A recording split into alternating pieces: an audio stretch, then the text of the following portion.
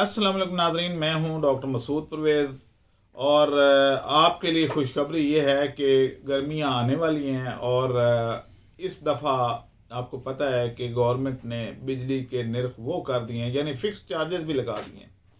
तो अब बिल बहुत ज़्यादा आया करने हैं, गर्मी भी ज़्यादा, बिल भी ज़्यादा। और लोगों ने तड़पना है, क्योंकि एसी चला नहीं सकेंगे। एसी चलाए तो बिल नहीं भर पाएंगे, और बिल आपको पता है कि आसमानों को छू रहे होंगे। तो इसका हल क्या है? इसका एक हल मेरे पास है, जो कि मैं आज आपके साथ शेयर करना चाहता हूँ। ये है थर्मल एसी। हमने पहले इसके एक्सपेरिमेंट वगैरह सारा कुछ किया हुआ है। एक जंग में हमने लगाया भी था अपने फार्म पे, और आपको उसका टेम्परेचर भी दिखाया था। तो ये इसका हल है, थर्मल एसी। थर्मल एसी कैसे काम करता है वो मैं आपको बता देता हूँ। और इसकी अगर आपको ज़रूरत पड़े तो आप हमारे से रब्ता करके लगवा भी सकते हैं। अब ये थर्मल एसी जो है वो ये ऐसे ही काम करता है। अगर आप किसी दूसरे मुल्क में रहे हैं तो आपको पता है, ख़ास तौर पे यूरोप में, तो वहाँ पे हर घर में एक हीटिंग चैम्बर लगा होता है। वो क्या करता है कि उसमें गीज़र का पानी सर्कुलेट करता है। यानी आपका जो गीज़र पानी गर्म हो रहा होता है, वो पाइपों के ज़रिए दीवार के अंदर से निकल के तो वो उस हीट एक्सचेंजर में चला जाता है, और हीट एक्सचेंजर से आपके कमरे का टेम्परेचर नॉर्मल रहता है। अब वहाँ पे तो ये गर्म करने के लिए इस्तेमाल होता है, लेकिन सेम यही चीज़ पाकिस्तान में उसका उल्ट यानी ठंडा करने के लिए इस्तेमाल होगी। गर्म भी करने के लिए हो सकती है, सर्दियों में आप इसको इस्तेमाल कर सकते हैं। आपके इतला के लिए अर्ज है कि आपको पता है कि जब हम सर्दियों में नहाते हैं तो पानी, ताज़ा पानी हमें नॉर्मल लगता है। यानी आप अगर बोर से निकला हुआ पानी, टैंकियों में छत पे खड़ा हुआ पानी की बात नहीं कर रहा, जो बोर से निकला हुआ है, तो आप उसमें कंफर्टेबली नहा लेते हैं, क्योंकि उसका टेम्परेचर जो है वो 28 डिग्री के करीब करीब होता है, कोई 1 डिग्री ऊपर या नीचे। तो उसमें आप, और उसमें से धुएं निकल रहे होते हैं, यानी पानी जो ज़मीन से आता है तो उसमें से धुएं भी कई दफ़ा नज़र आ रहे होते हैं कि जनाब ये पानी गर्म है। अब बाहर का टेम्परेचर अगर कम होगा, फ़र्क 5-6 होगा, तो अंदर से जो निकला हुआ 28 डिग्री का पानी है वो आपको गर्म लगता है। और इसी तरीके से सर्दियों में वही पानी, यानी जो ज़मीन से आ रहा होता है, वो बाहर का टेम्परेचर 40 होता है, और वो पानी जो है वो 28 डिग्री पे आ रहा होता है, तो आपको वो ठंडा लगता है। और वैसे भी बेहतरीन कूलिंग टेम्परेचर जो है वो 26 डिग्री होता है।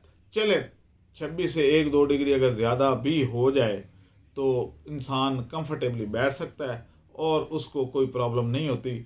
और पंखे चला के साथ में ये क्या कहते हैं, 28 डिग्री वाली हवा जो है वो आपके कमरे को एक मॉडरेट यानी मोतदिल रखती है।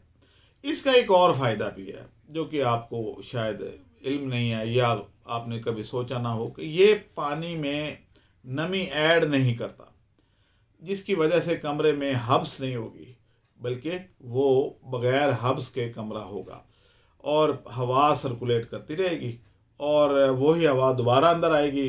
इस तरीके से ह्यूमिडिटी नहीं बढ़ती, नमी नहीं बढ़ती, जिसकी वजह से हबस नहीं होती।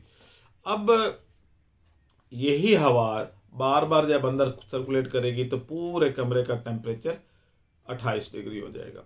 अच्छा, कई इलाकों में पानी में 1-2 डिग्री का ऊपर नीचे फ़र्क भी होता है। कई इलाकों में पानी 26 डिग्री से नीचे आ रहा होता है, और कई में 27-28 डिग्री से ऊपर भी, यानी 29-30 डिग्री भी हो जाता है। इवन मेरे गांव में एक ट्यूबवेल लगा हुआ है जिसका सर्दियों में टेम्परेचर इतना ज़्यादा होता है कि उसमें से जनाब बादल उठ रहे होते हैं धुएं के, यानी उसमें समझे बॉयल हो रहा होता है जैसे। तो इस तरीके से होता है, और बहुत गर्म पानी होता है। आप उस पानी में नहा भी नहीं सकते, यानी इतना गर्म वो है। पता नहीं क्या नीचे होगा क्या नहीं होगा, ये तो अल्लाह बेहतर जानता है।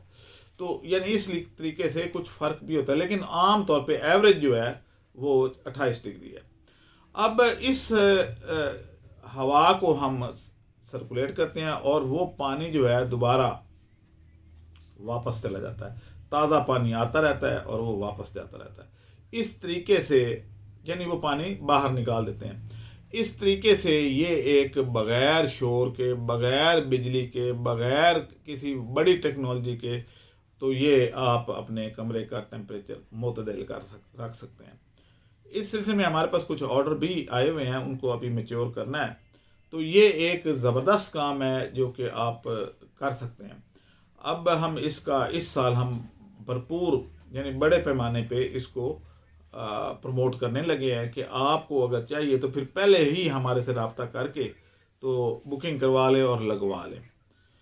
ज़्यादा बड़ा ख़र्चा नहीं है, बोर तो हर घर में पहले से होता है, अक्सर घरों में है, सिवाय उन घरों के जो सोसाइटी का पानी इस्तेमाल करते हैं। लेकिन रावलपिंडी के लोगों के लिए ज़बरदस्त चीज़ है ये। वो वहाँ पे कुछ 15-20 फुट गहरी टैंकी बनाते हैं जिसमें कंटेनर का पानी डालते हैं और उसमें पानी का टेम्परेचर जो 20 फुट गहराई में है उसको ज़मीन ठंडा कर देती है और वो ठंडा पानी तकरीबन 27-26 डिग्री पे मौजूद होता है। उस पानी को हम यूज़ करेंगे क्योंकि पानी में कोई कंटेमिनेशन नहीं जानी, ना उसमें से कुछ निकलना है सिवाय ठंडक के। बाकी कोई उसमें ना तो कोई चीज़ मिक्स होनी है, ना कोई केमिकल मिक्स होना है। वो पानी वैसे का वैसा साफ़ ही रहना है, लेकिन उसकी जो ठंडक देने की कैपेसिटी है वो हम इस्तेमाल कर लेंगे। तो पिंडी के लोगों का ख़र्चा कम होगा और दूसरे लोगों का थोड़ा सा ज़्यादा होगा। ये यूनिट जो है हम 1 लाख में लगा के देते हैं और इसके साथ सोलर प्लेटें 2 लगा लें अगर तो बेहतरीन काम करता है। वो आपको अलहदा से प्रोवाइड करनी होगी। बाकी मोटरें लगती है, इसके साथ फ़ैन लगता है, इसके साथ हीट एक्सचेंजर लगता है, वॉल लगते हैं, सेंसर लगते हैं, बड़ा कुछ लगता है। तो वो सारा हम इसी 1 लाख में कर देंगे। तो राब्ते के लिए 0300400997 पे आप बुकिंग करवा सकते हैं।